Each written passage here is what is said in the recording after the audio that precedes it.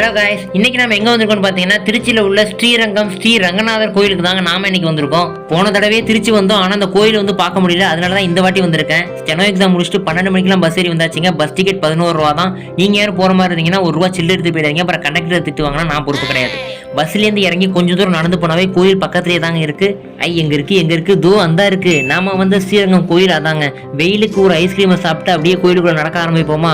கோயில் வந்து ரொம்ப பெருசா இருக்கிறதுனால 4 கோபுரத்தை தாண்டி நம்ம உள்ளே போக வேண்டியது இருக்கு. இது ஃபர்ஸ்ட் கோபுரம், அடுத்து ஒரு 2வது கோபுரம், அதுக்கப்புறம் 3வது 4வதா தான் நம்மளோட சாமியே இங்கே வச்சிருக்காங்க. மெயின் கோயில் இங்கே தான் ஸ்டார்ட். ஸ்ரீரங்கம் ரங்கநாதர் கோவில் ஸ்டார்டிங்லேயே உள்ள தூண் எல்லாமே அழகாக சிற்பமாக வடிவமைச்சு வச்சிருக்காங்க. 1000 கால் மண்டபம்னு கேள்விப்பட்டிருக்கோம்ல, இந்த கோயிலில் தான் 1000 தூண்களுமே இருக்கு. குறிப்பாக சொல்லணும்னா 950க்கு மேலே தூண்கள் இருக்கான். அப்புறம் நம்ம 12 மணிக்கு வந்ததுனால நடை எல்லாத்தையுமே சாத்திட்டாங்க. அதனால சாமியை தரிசிக்க முடியல.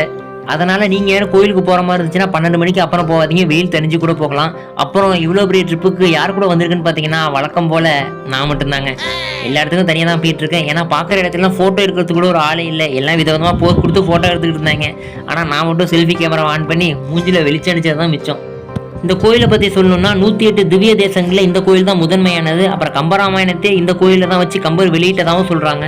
சரி வந்தாச்சு, நாமளும் போய் சொர்க்கவாசலை பார்த்துட்டு வரலான்னு வந்து பார்த்தா அந்த சொர்க்கவாசல் பார்க்க வேண்டிய இடத்துல தாங்க அத்தனை பேர் நின்றுக்கிட்டு ட்ரை பண்ணிக்கிட்டு இருக்காங்க. அத்தனை பேருக்குமே அவ்வளோ ஆசையாக இருக்கு போல இருக்கு. நாமளும் இந்த இடத்துல இன்னும் ட்ரை பண்ணி பார்க்கலான்னு பார்த்தா சூரிய வெளிச்சம் வேறு ரொம்ப அதிகமாக இருந்துச்சு.